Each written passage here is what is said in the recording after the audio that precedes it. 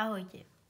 Chcel by som vám predstaviť rovnoramennú váhu zostrojenú pomocou LEGO Education.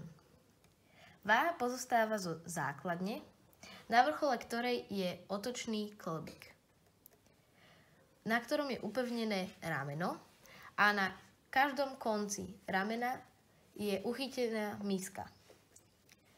V strede tohto ramena je uchytený jazyček a tuto máme rýsku. Čiže keď jazyček ukazuje presne v strede rýsky, znamená to, že misky sú v rovnováhe. Takže môžeme začať vážiť.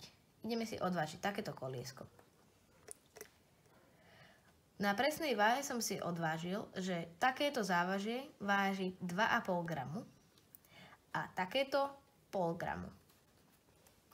Vložíme ozubené koleso do jednej misky a keďže vidíme, že je veľmi ťažké, skúsime najprv 2,5 gramové.